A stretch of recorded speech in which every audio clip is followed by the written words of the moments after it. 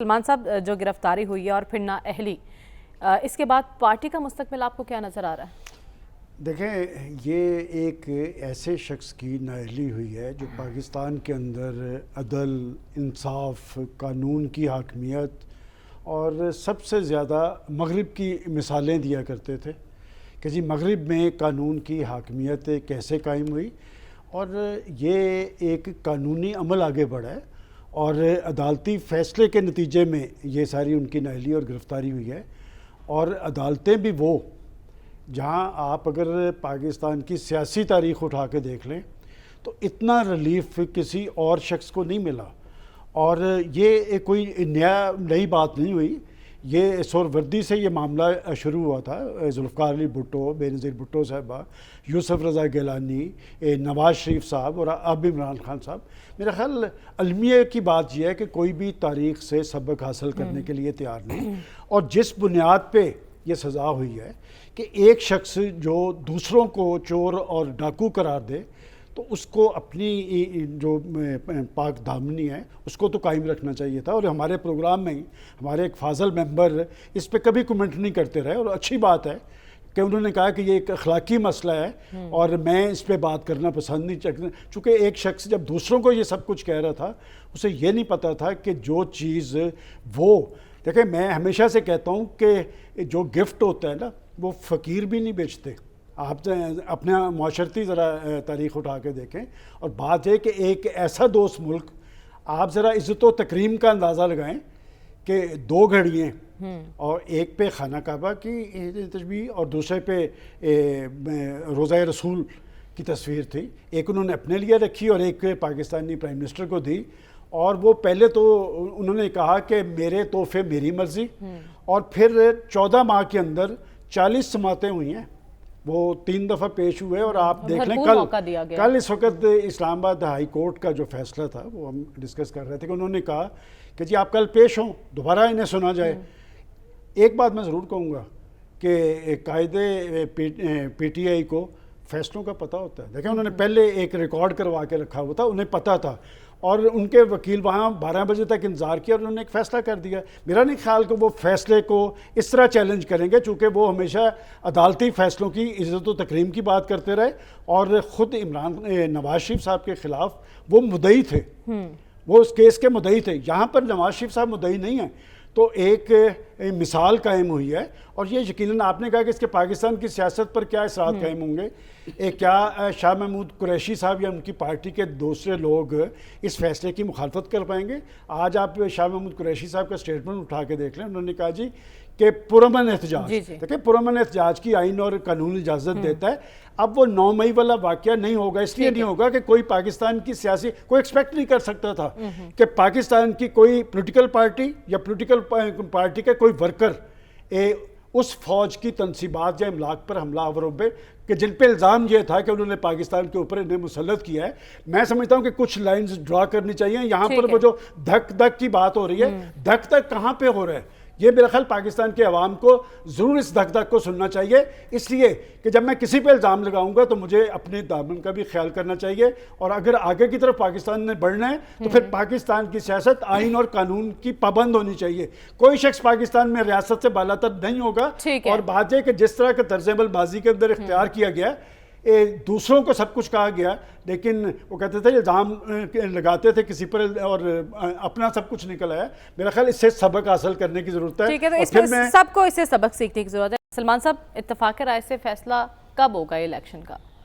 دیکھیں، جہاں تک ابھی کہا گیا نا کہ وہ چھاتی پھیلانے کی بات، میرا خیال مروایا انہوں نے ہے، اور ہمارا جب ہم پرائم منسٹرز کی بات کرتے ہیں نا کہ ان کو سزاؤں کا عمل کیوں کر ہوا، یہ جو مقدمات ہوتے ہیں خالصتاً قانونی بنیادوں پہ قائم کیے جاتے ہیں، جب انہیں سیاسی بنیادوں پہ لڑنے کی کوشش کی جاتی ہے۔ میں آج بھی کہتا ہوں کہ یہ 14 ماہ میں 40 سماعتیں، اور وہ خود مان رہے ہیں کہ جی میں نے تحفے لیے ہیں اور میں نے بیچے ہیں اور فلاں فلاں کے ذریعے بیچے ہیں، اور پھر بھی اگر کوئی انہیں جسٹیفائی کرے تو میں کچھ نہیں کہہ سکتا۔ جہاں تک آپ نے کہا کہ انتخابات کی بات ہے، یہ پچھلے 1-1.5 سال سے جو سلسلہ چل رہا ہے، دیکھیں ہم تو وہی بات کرتے ہیں جو ریئلٹی ہے۔ کیا میں آپ کو یہاں پر یہ نہیں کہہ رہا تھا کہ جو شخص قومی اسمبلی چھوڑ رہا ہے، وہ اپنے لوگوں کے ساتھ خلوص کا اظہار کر رہا تھا، جس نے اپنی بنی ہوئی حکومتیں توڑ دیں، جس نے اپنی بنی ہوئی اسمبلیاں توڑ دیں، صرف اپنی طاقت دکھانے کے لیے کہ جی میں ہوں، میرے ساتھ ہر چیز وابستہ ہے۔ آج وہ ہمارے محترم چودھری پرویز الہی صاحب جیل میں بیٹھ کے کیا سوچ رہے ہوں گے، اور خود وہ جو لفظ انہوں نے یکجہتی کا اظہار کیا ہے اپنی باہر بیٹھے دوستوں کے ساتھ مکافات عمل کا ذکر کر کے اٹک جیل میں بیٹھے۔ دیکھیں مجھے ایک ہمدردی ہے کہ پاکستان کے اندر کوئی سیاست مضبوط نہیں ہونے جا رہی کہ ایک شخص جو ہے جو اپنے آپ کو سب سے زیادہ پاسا، بلکہ آج کا میں سمجھتا ہوں اہم بات تو یہ ہے کہ یہ لمحہ فکریہ تو ان کے لیے ہے جنہوں نے انہیں صادق اور امین قرار دیا تھا اور پاکستان کے اندر ایک فضا بنانے کی کوشش کی تھی۔ بات یہ کہ اس ساری صورتحال میں وہ شخص بیٹھا یہ سوچ رہا ہوگا کہ یہ کون کون لوگ تھے جنہوں نے مجھے مروایا ہے، کس طرح مجھے یہاں پر پہنچایا۔ یہاں پر بیٹھ کے کہا گیا کہ عوامی قوت ان کے ساتھ ہے، عوام کی قوت ساتھ ہوگی تو سامنے کھڑا کوئی نہیں ہوگا۔ آج وہ نظر نہیں آ رہا ہے۔ آپ نے کہا اتفاق رائے، الیکشن ہونا ہے، اب الیکشن 2018 والا نہیں ہونا۔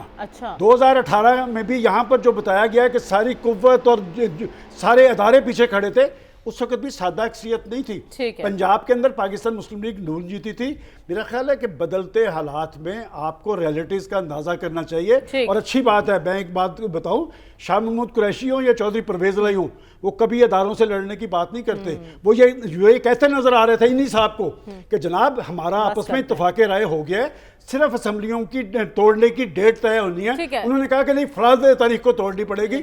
یہ انداز سیاسی طرز عمل نہیں ہوتا ہے۔ لیکن اہم بات جو آپ نے کہا الیکشن ہونا ہے، لیکن سوال بڑا یہ ہے الیکشن کب ہونا ہے۔ سلمان صاحب، یوم استحصال کشمیر اور کشمیر کاز، دیکھیں بات یہ کہ یہ آج تک پاکستان کی سیاسی تاریخ میں ہم کشمیر کو کور ایشو کہتے تھے، اور کبھی بھارت کو یہ جرت ہوئی تھی کہ وہ اس خصوصی اسٹیٹس کا خاتمہ کرتا، اور یہ اس دور میں ہوا جب ہم خود بیٹھ کے یو این کے پلیٹ فارم پہ ہونے والی تقریر پہ اپریشیٹ کرتے نظر آئے۔ بھارت کو یہ جرت کیوں ہوئی؟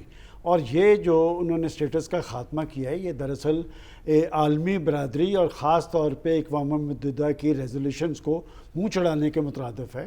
اور ریزولیشنز کیا تھی؟ یہ نہرو صاحب خود انہوں نے یو این سے رجوع کیا تھا، اور 18 ریزولیشنز موجود ہیں۔ بات یہ کہ یہ پاکستان کے لیے کور ایشو تھا اور ہے۔ کیا انہوں نے خصوصی اسٹیٹس کے خاتمے کے بعد کشمیریوں میں رد عمل ختم ہو گیا ہے؟ کیا وہاں پر وہ جو 10 لاکھ کی فوج تھی وہ بھارت میں واپس چلی گئی ہے؟ دیکھیں یہ کوئی وہاں پر حق حکمرانی کی بات نہیں ہے، یا زمین پہ قبضے کی بات نہیں ہے، یا وہاں پر حکومت قائم کرنے کی بات نہیں ہے۔ یہ تقسیم ہند کا ایک نامکمل ایجنڈا ہے، اور اس میں یہ طے ہوا تھا کہ وہاں پر ایک استصواب رائے ہوگا اور ان کو حق خود ارادیت ملے گا۔ بات ہے کہ ہمیں کشمیریوں سے یکجہتی کے اظہار کے لیے ضروری یہ ہے کہ پاکستان کے اندر استحکام قائم ہو۔ پاکستان معاشی حوالے سے جتنا مضبوط ہوگا، کشمیر کاز پر ہمارا موقف اتنا ہی زیادہ مضبوط ہوگا۔ بدقسمتی یہ ہے کہ ہم یہاں پر باتیں کرتے ہیں، لیکن پاکستان کو سوال یہی ہے نا کہ ہم آج کا دن تو منا رہے ہیں، کیا یہ کافی ہوگا؟ اس کے علاوہ ہمیں کیا اقدامات کرنے ہوں گے کشمیر کاز کے لیے؟